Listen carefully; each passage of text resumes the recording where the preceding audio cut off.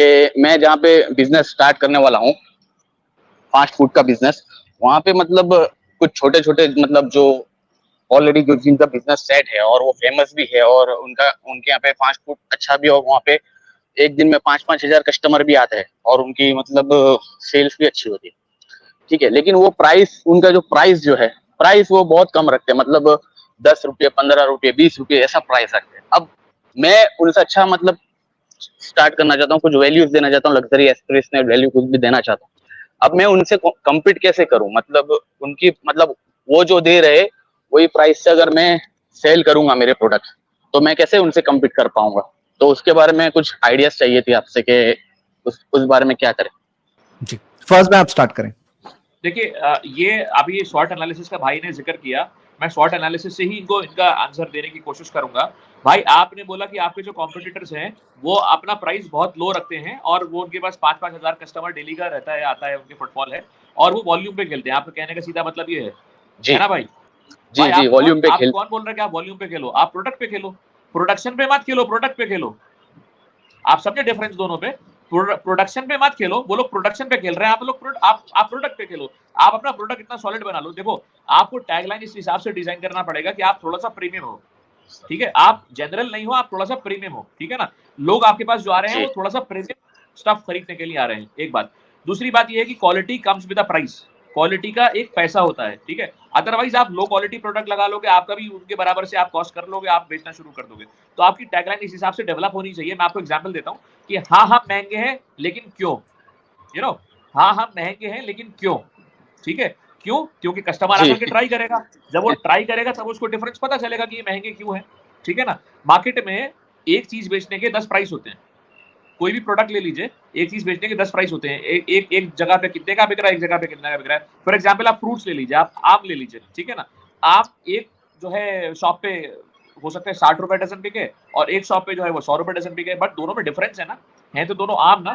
आप समझे बात को? तो आप प्रोडक्शन पे मत खेलो, आप वॉल्यूम पे मत खेलो, आप प्रोडक्ट पे खेलो। जब आप प्रोडक्ट पे खेलोगे तो आप मार्केट का स्किमिंग प्लेयर बनने की कोशिश करोगे और कहीं ना कहीं फिर कस्टमर आपके पास इसलिए आएगा कि आपके पास चीज अच्छी मिल रही है, क्वालिटी अच्छी मिल रही है, ठीक है ना? तो ये मेरा सजेशन है आपको, उसी शॉर्ट एनालिसिस की। आपके सामने अपॉर्चुनिटी है पूरी मार्केट, आपके सामने थ्रेट क्या है कि आपका जो बराबर बाजू वाला कस्टमर है, वो आपका बाजू वाला जो कॉम्पिटिटर है उसका प्राइस बहुत लो है, मगर आपकी स्ट्रेंथ क्या है? आपकी स्ट्रेंथ आपकी क्वालिटी है, ठीक है? वीकनेस क्या है? आपका प्राइस, आपका प्राइस कंस्ट्रेंट है आपका। तो जाहिर है कि वीकनेस को आप अपनी स्ट्रेंथ में तब्दील करो। स्ट्रेंथ क्वालिटी है, क्वालिटी पे खेलो, सीधी बात है। प्रोडक्शन में मत खेलो, प्रोडक्ट पे खेलो, ठीक है भाई? जब मैं आपको ऐड करना चाहेंगे तो प्लीज करिए इस पर। मैं कुछ सजेशंस देना चाहता हूं। देखिए, फर्स्ट चीज तो ये था कि आप कोई ऐसा कुछ वैल्यू बताओ अपने प्रोडक्ट के अंदर, ऐसी कोई वैल्यू जिससे लोगों को आपके प्रोडक्ट की कोई चीज समझ में आए।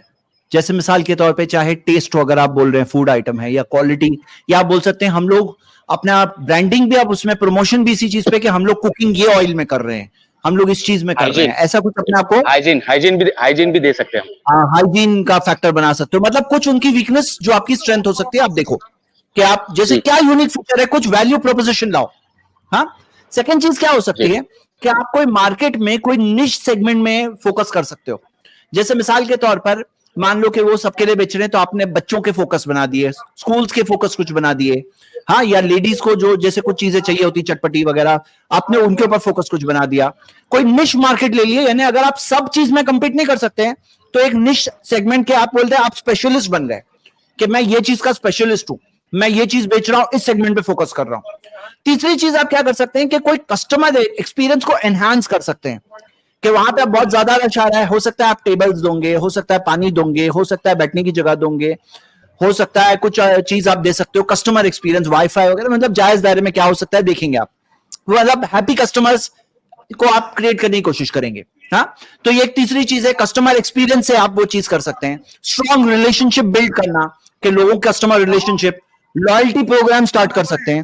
कस्टमर को ये कह सकते हैं कि आप हर बार परचेस करोगे आपको कुछ पॉइंट्स मिलेंगे, फिर ये पॉइंट्स को आप रिडीम कर सकते हो। हाँ, पॉइंट्स को रिडीम कर सकते हो। एक और चीज कर सकते हैं, आप अपनी ब्रांडिंग क्रिएट कर सकते हैं और मार्केटिंग के जरिए अपने आप को, अपनी स्ट्रेंथ्स को हाईलाइट कर सकते हैं, सोशल मीडिया वगैरह के जरिए। हो सकता है आप कोई ऑफर्स रन करेंगे।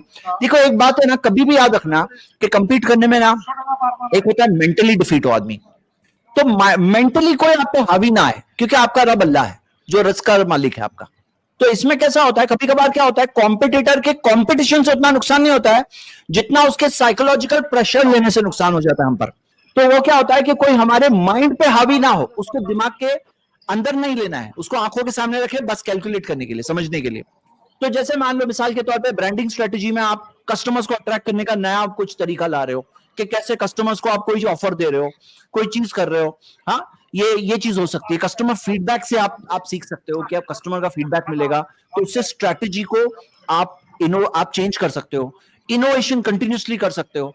और कोई हो सकता है पार्टनरशिप, आप कोई स्ट्रेटेजिक पार्टनरशिप हो सकती है, हो सकता है आप स्कूल के साथ टाई अप कर रहे हो कि स्कूल के अंदर आप सप्लाई कर दोगे, कोई हो सकता है कि आप कंपनी के अंदर टाई अप करके उनकी कैंटीन में दे रहे हो सकता है आप कहीं पे मील्स दे रहे हो, मतलब कुछ आपने ऐसा पार्टनरशिप दी है जैसे वो लोग जाके सब जगह सर्विस नहीं दे सकते हैं। आपके पास अगर बैंडविड्थ है, आपके पास उतना 5,000 कस्टमर का रश नहीं है डेली का, तो आप क्या कर सकते हैं, कोई स्ट्रेटेजिक पार्टनरशिप के ऊपर फोकस कर सकते हैं कि कोई स्ट्रेटेजिक पार्टनरशिप किसी के साथ क्रिएट किए और वो उसके जरिए आप अपने बिजनेस को रीच करें, ऑनलाइन प्रेजेंस के जरिए, हाँ अपनी वेबसाइट के जरिए, कुछ यूजर फ्रेंडली, कुछ ऐसे सर्च इंजन ऑप्टिमाइजेशन के जरिए कुछ चीज हो सकती है।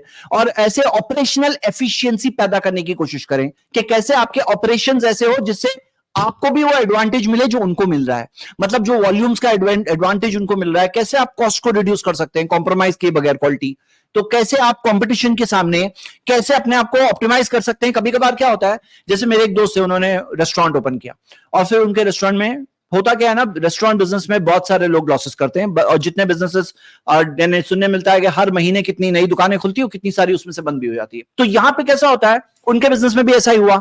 अब वो थे दूसरे लाइन वाले आदमी, लेकिन वो रेस्टोरेंट में बैठ गए खुद और फिर देखे, स्टडी किए कि इतने स्टाफ है, क्या जरूरत है, इतने से काम चल सकता है क्या, इतने से हो सकता है क्या। उन्होंने अपनी कॉस्टिंग को कंट्रोल किया, होगा प्रॉफिट मेकिंग हो गया बिजनेस, उनका रेस्टोरेंट प्रॉफिट मेकिंग हो गया। तो कभी कभार क्या होता है कि प्राइसिंग स्ट्रेटजी को देखना होता है, ऑपरेशनल एफिशिएंसी देखनी होती है, प्राइसिंग के अंदर कैसे कर सकते हैं।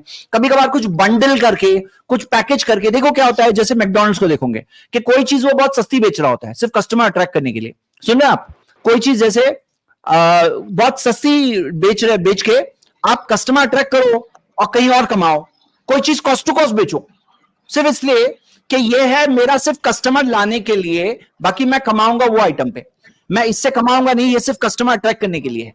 ये नहीं, अब ये ऐसी प्राइसिंग स्ट्रेटेजी कुछ बना सकते हैं, ऐसी 10 आइडियाज है और उसके जरिए आप करो। देखो आप देखोगे फ्रूट मार्केट की जो फर्स्ट मैंने मिसाल दी है, अब एक सेलर बेच रहा है 100 रुपए किलो, दूसरा बेच रहा है 120 रुपए किलो और तीसरा बेच रहा है 130। अब हर किसी की अपनी बॉडी लैंग्वेज, कॉन्फिडेंस, ये है माल हमारा ऐसा है, देखो टेस्ट कैसा है, इतना फ्रेश माल है, ये वो अपने कॉन्फिडेंस से सेलिंग आप उसे बेच सकते हो, हलाल सही तरीके से सच बोल के।